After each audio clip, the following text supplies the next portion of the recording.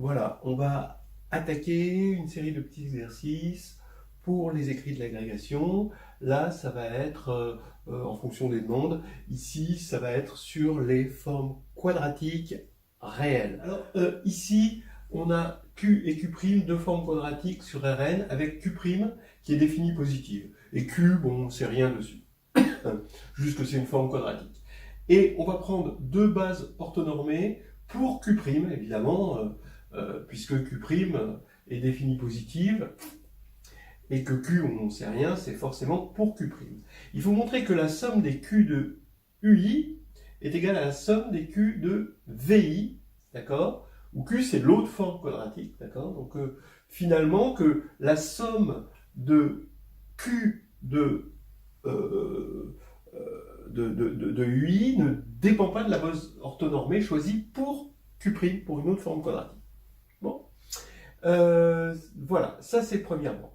Deuxièmement, on en déduit, en fait, bon, même si on n'avait pas besoin de ça, hein, loin de là, le théorème d'Apollonius. Alors on a un triangle OAB, avec I le milieu de AB, et on est dans le plan euclidien, et on a OA carré plus OB carré est égal à 2OI carré plus 1 demi de AB carré.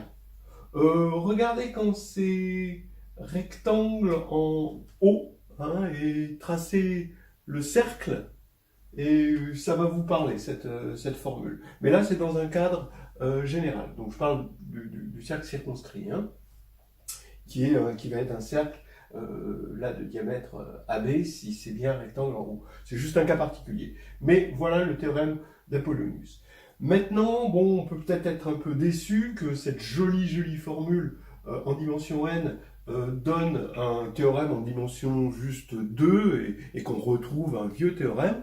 Alors, le problème que je propose, c'est est-ce qu'on peut trouver un théorème d'Apollonius en dimension n? Voilà. Comment faire pour généraliser cette formule? Est-ce que ceci va nous inspirer pour faire un N Apollonius?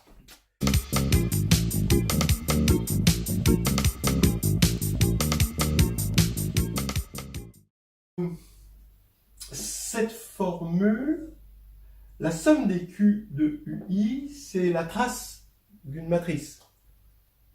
De quelle matrice? Hein, donc la matrice de Q dans la base des UI. D'accord? Donc ça peut donner une idée, parce que la trace est invariante. Bon. 2. Montrer le théorème d'Apollonius. Bon, ben manifestement, il va falloir...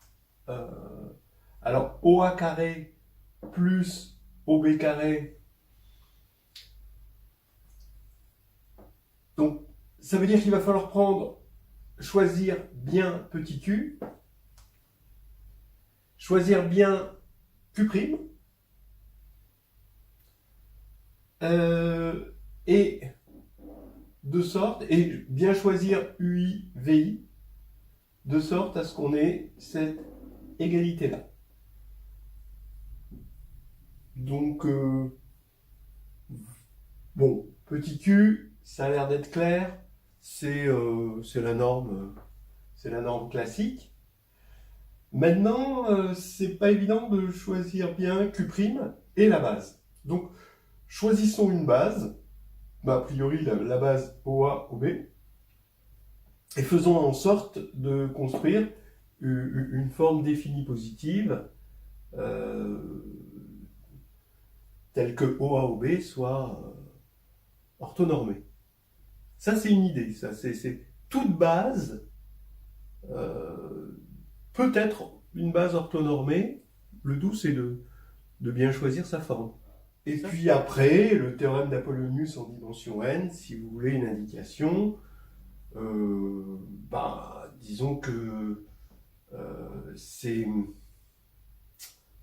cette base, la base qu'on va trouver ici, UI, elle est naturelle. La base qu'on va trouver ici, VI, Alors bon, après, c'est une indication que je donne moi, c'est pas forcément... euh, on peut l'obtenir grâce à un procédé de Gram-Schmidt assez simple, et en fait, ça va nous donner un N Apollonius. Voilà, solution pour le petit 1.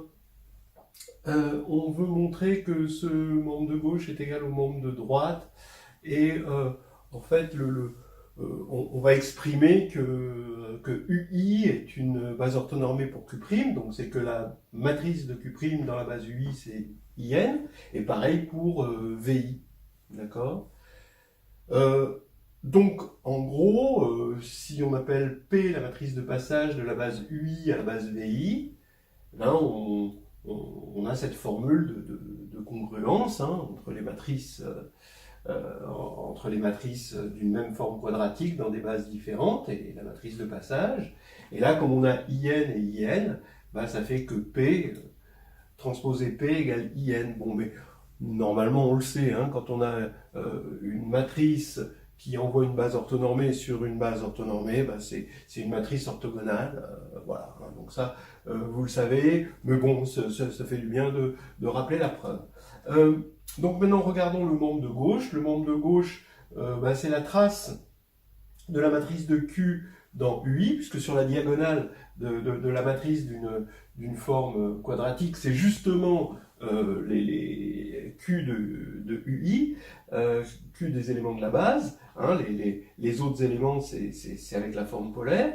Donc ça, cette somme, c'est la trace. Et donc, on veut montrer que la trace d'une certaine matrice de Q, c'est la trace de la matrice de la même forme quadratique, mais dans VI. Donc c'est le moment de ressortir encore une fois la formule de congruence, mais pour la matrice de Q, dans UI et de VI, et de remarquer que comme P transposé c'est P-1, bah, ces matrices-là sont semblables, et donc elles ont forcément même trace. Voilà, maintenant on veut montrer le théorème d'Apollonius.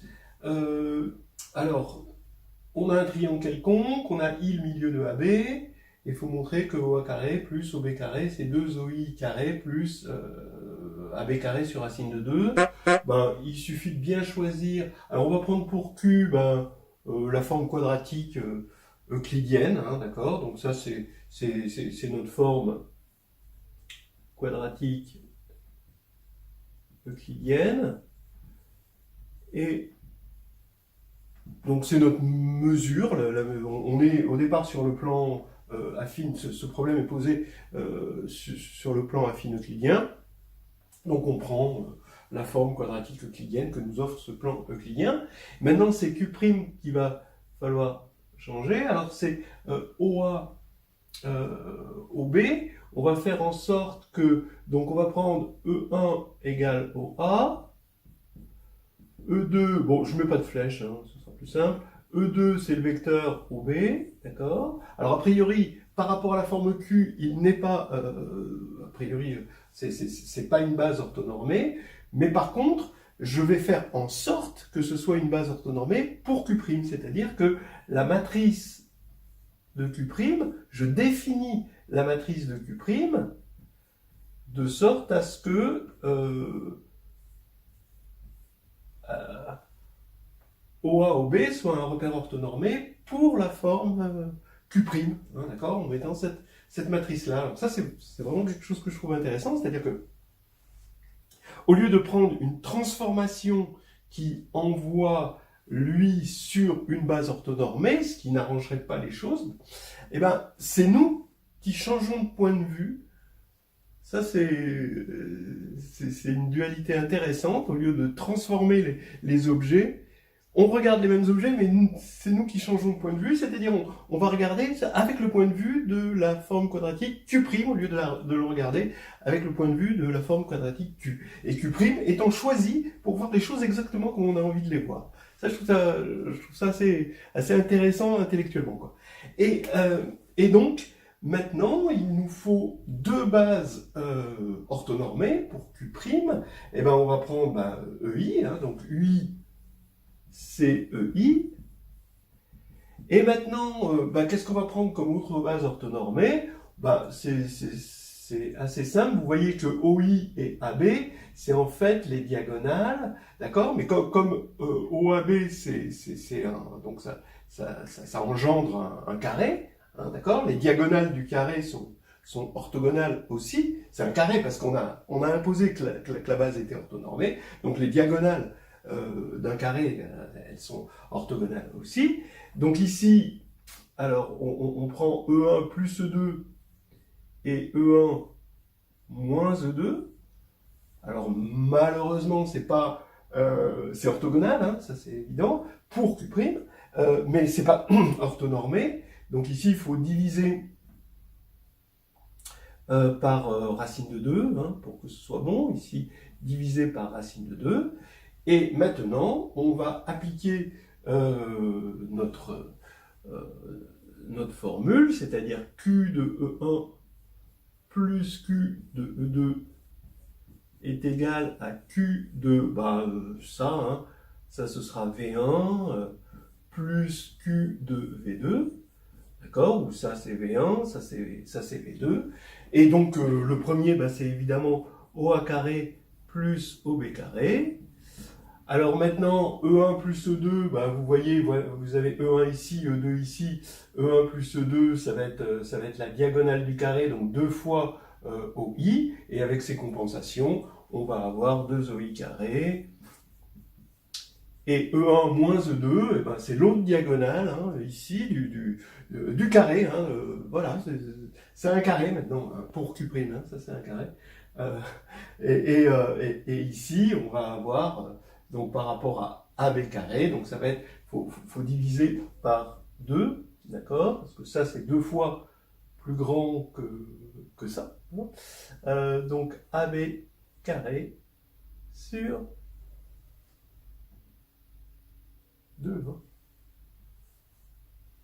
On est parti pour une généralisation en dimension n. Bon, on va se contenter de la dimension 3. Après, c'est très facile de voir comment ça se généralise, puis c'est plus que du calcul. Donc c'est quand même un peu moins intéressant. Regardez comment on a fait. On est parti d'une forme quadratique Q. Donc c'est juste la forme euclidienne qui est la forme de base de notre plan euclidien. Et on a pris une forme quadratique Q' qui rendait la base OA-OB orthonormée. On l'a imposé. Donc voilà. Et maintenant, qu'est-ce qu'on a appris comme... Il faut prendre 2 bases orthonormées pour Q'. Donc UI, c'est déjà tout trouvé. C'est OA-OB. Et l'autre, finalement, on a pris celle-ci. Mais si on doit bien regarder, qu'est-ce qu'on a fait? On a fait... C'est comme si on partait de E1. On veut prendre la grande diagonale. D'accord? Et on part de E1 plus E2. On part de ce vecteur, et puis ensuite, on part du vecteur E1.